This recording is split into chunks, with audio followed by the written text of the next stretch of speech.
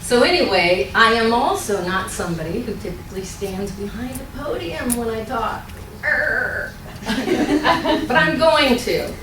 Although Lori told me if I wanted to move, I could. But now that I have all my notes right here, I'm going to keep myself right in this space.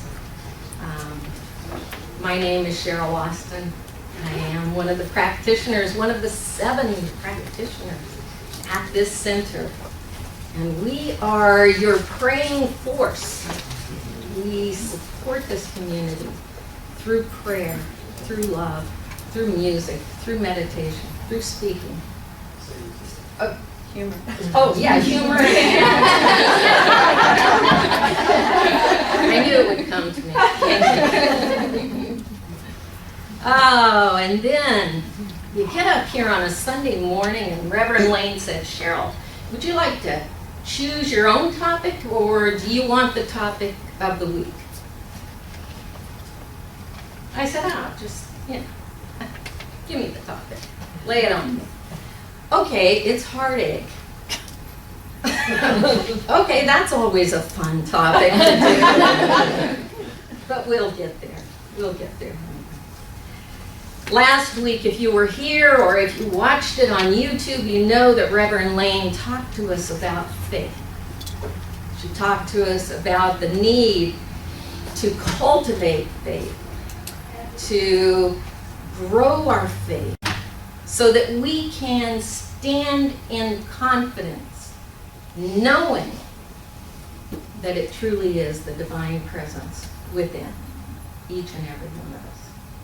It is not a divine presence out there. It is right here where I am.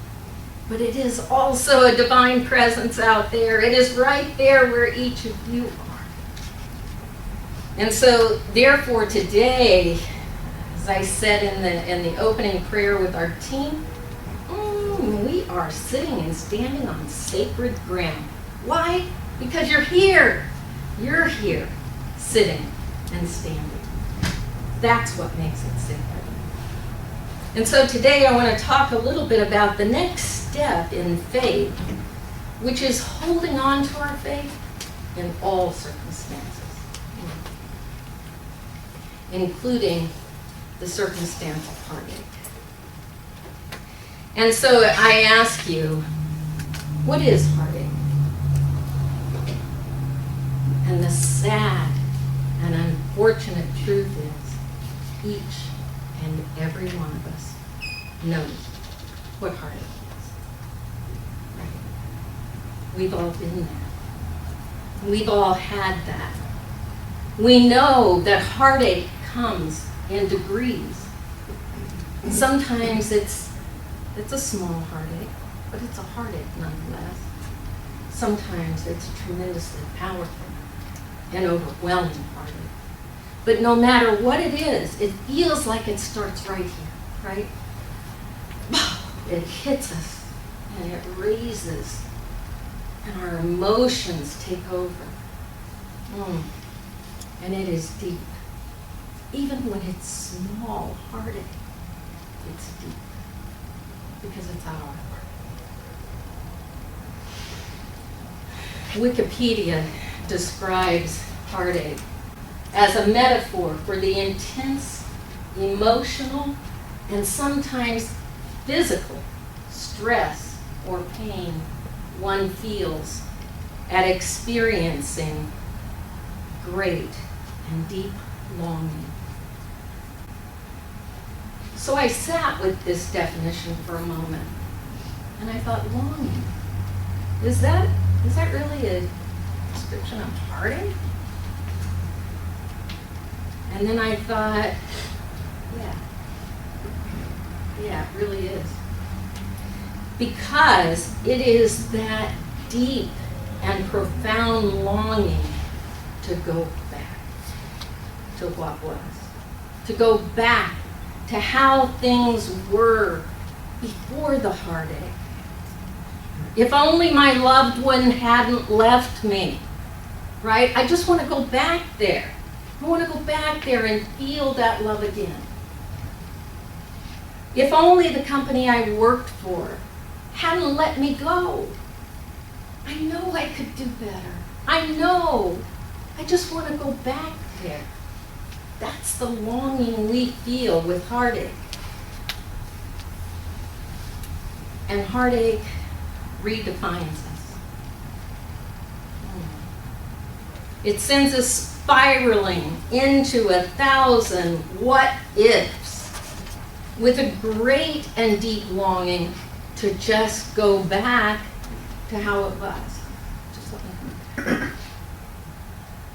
when my brother was killed in a tragic collision, I simply did not want to go forward. I wanted the world to stop right where it was. I didn't want there to be any new music because I had shared music with my brother. I didn't want there to be any new music groups because I didn't want to hear somebody that I couldn't share with Mike. I didn't want there to be new movies because we had gone to movies together. I didn't want that. I just wanted it all to stop. I was filled with a deep and terribly profound longing just to go back to a world where Mike was my big brother again. I didn't want to be the new lady, the girl whose brother was killed. Heartache is often associated with loss. A loss of what was, and a gigantic push into a new what is. Heartache redefines us with new labels. How about some of these? You're no longer just a kid. You're a child of an alcoholic. You're no longer a wife. You're a widow. You can no longer be just that person. Loss and heartache redefines us and pushes us into being a cancer patient, the parent of a drug addict, a homeless man, an abused woman, the guy who lost his job. Heartache pushes us forward, doesn't it? When we look at it that way, it truly does.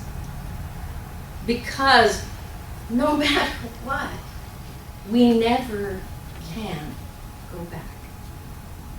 We cannot undo where heartache has pushed us. We're pushed to an edge of a precipice. And no matter how great or how small that heartache, that's where we find ourselves, right on an edge. So whether it's a tiny crack or a huge and deep chasm, when heartache appears, we're propelled toward transformation. In her book, From Heartache to Wholeness, The Hero's Journey, a book written after the sudden death of her spouse and the struggle she went through to transform her life, Christine Carlson tells of that struggle and the process of her healing. And she put it this way: any great loss will lead to the gateway of transformation. No matter why you're in loss, transformation is messy. Just like birthing a child is messy. You're literally changing form in the process of healing. Heartache opens us not only to heartache, longing, pain, but it opens us to a place of transformation. Thank God. Heartache doesn't just leave us on the edge of that precipice. It pushes us into transformation. And you know what? We can only stand and look at our brokenness so long before we have to make some decisions about where we're going and what we're doing with that heartache. I like to think of the caterpillar, right? You've all heard this story. Remember those ugly, I'm talking ugly little wormy things with like legs and they, oh. I'm not a big fan of the caterpillar. But sometimes, and I do have to admit, growing up as a little girl in Berkeley, California, we had some really cute little caterpillars with the little fuzz and the orange stripes on the black fuzz. I liked those little caterpillars, and I don't even know what they become, monarchs, I don't know. But anyway, the point is that the caterpillar, inching its way through its lame little life,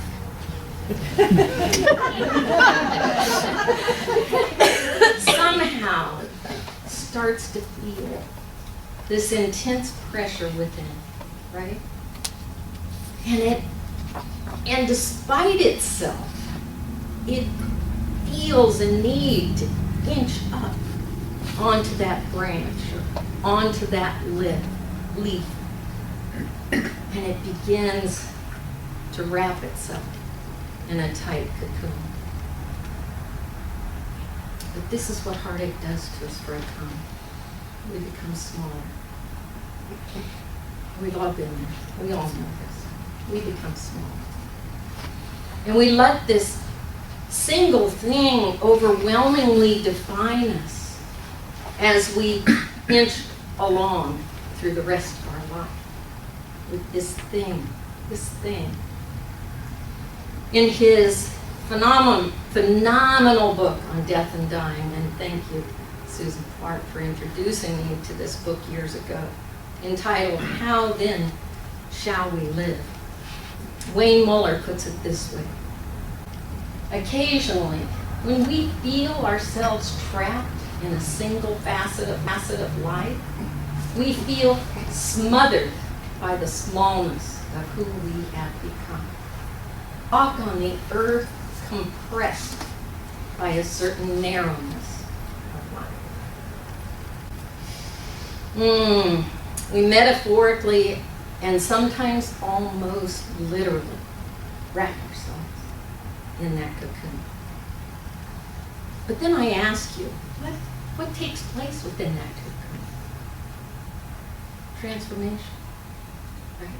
Transformation begins within that cocoon where we have wrapped ourselves tightly, where the caterpillar has wrapped itself tightly.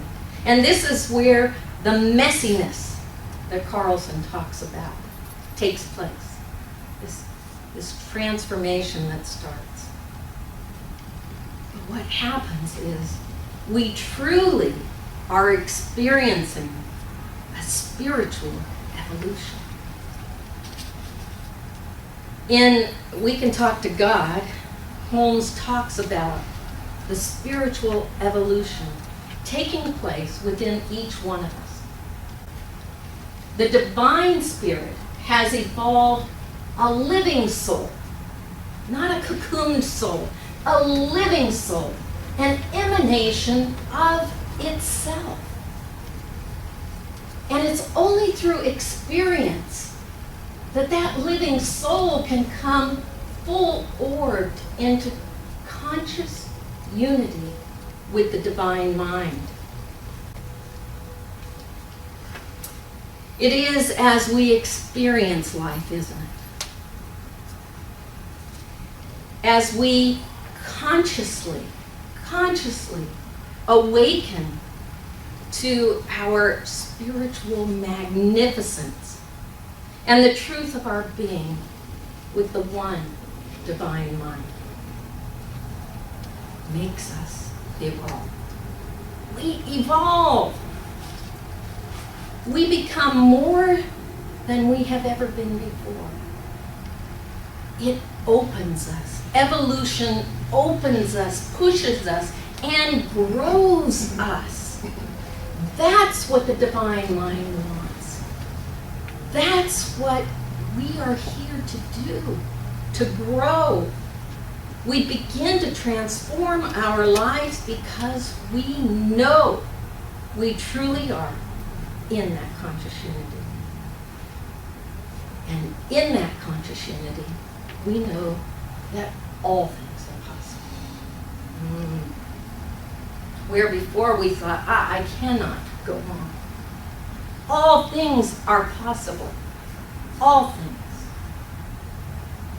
Heartache then.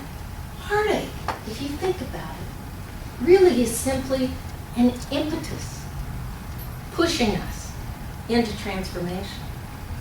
It makes us dig deeper into who we are. Even while wrapped in the cocoon, we are changing and evolving into a new and better version of ourselves. Holmes tells us evolution is a principle which, though invisible, finds manifestation in every form of life. Every form of life. That's why we turn to nature. It seems as though behind evolution there is an irresistible pressure compelling more, better, higher, and greater things.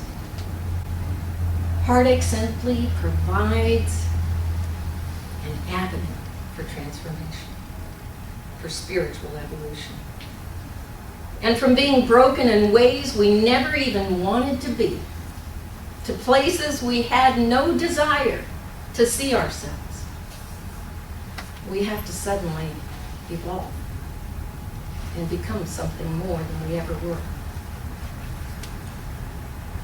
We're pushed into those new labels, new directions.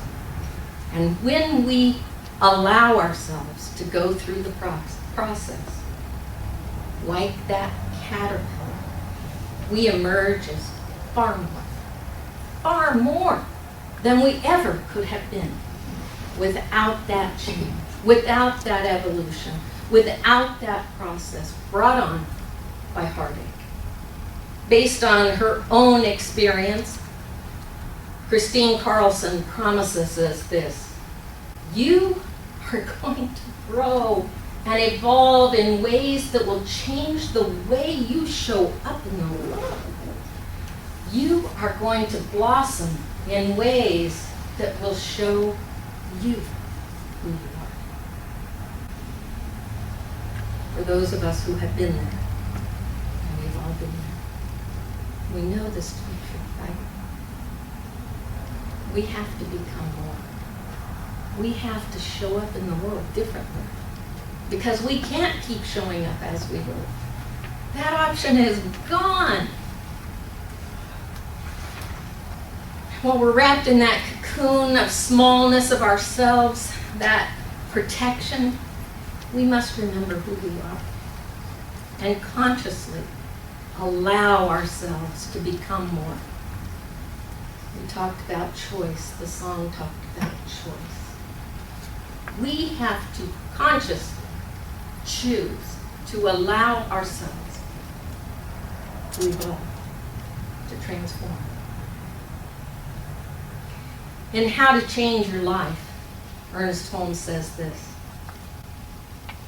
you are completely surrounded by and are part of universal mind. Mind penetrates your very being. It is what you are. And you notice he doesn't say you are completely surrounded by and part of the universal mind. There is no separation. You are surrounded by and part of universal mind. It is who you are. It is who I am. We are not alone. We can overcome heartache, no matter how small or how great it might be, because we are all completely surrounded and a part of universal mind. This is what each of us is. This is what all of us are. You get that? This is the beauty of oneness that holds us by the hand, wraps us in love, and tenderly helps us to walk. As we're standing on the precipice, it may feel scary, but the oneness wraps us in love and says, I'm evolving. I'm evolving through you. I'm evolving with you. I'm evolving as you. And I am never, ever going to let you go. Universal mind shows up in words written by people like Christine Carlson and Wayne Muller, people who have been through it, who have suffered tragedy, suffered loss and heartache. And they share their words saying, this is how I did it, and you can do it too. You can do it. Here's step by step what I did to get through it. Divine love shows up in our world as life coaches, as therapists, as doctors, as friends, as family.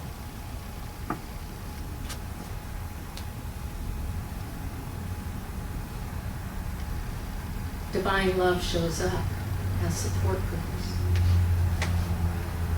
Divine love shows up as other people who have suffered and emerged and become different than who they were before.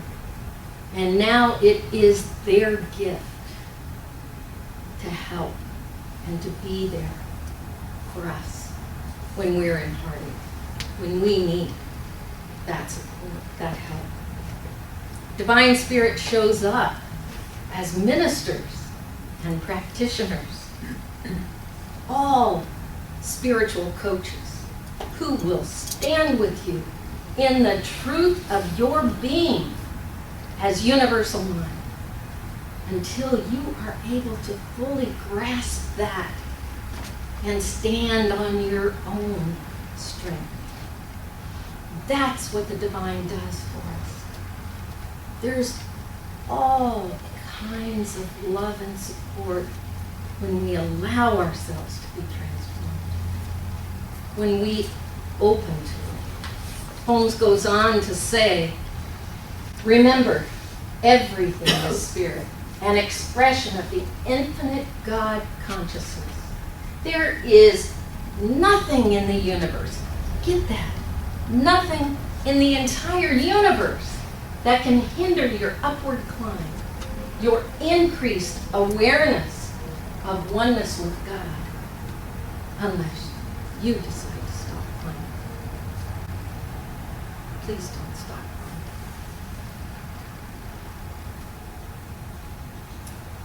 Divine love holds us with loving tenderness and helps us to rebuild through the evolution of our souls. Universal mind will heal us and will strengthen us.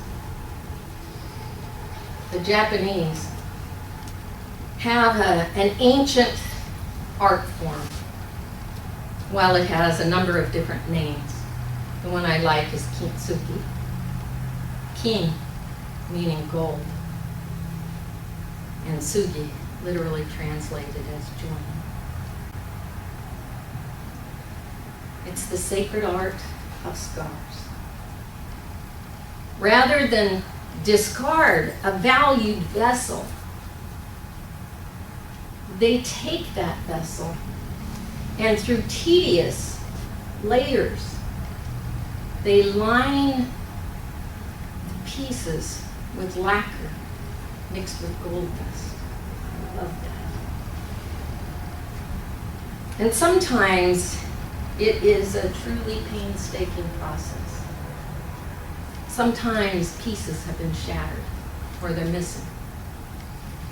And so it takes a lot more lines of gold to fit the pieces together. It can take weeks, months, and sometimes even years. But the mending takes place. Heartache breaks us, but it does not destroy us. We can transform as Spirit works with us to line each piece of the brokenness, each piece with that lacquer and sprinkle it with gold dust. That's what Spirit does for us. The gold dust of love joins those pieces together stronger than they ever were before. And the new vessel becomes something similar, but not exactly what it was before. But it is still of use. And it is still beautiful.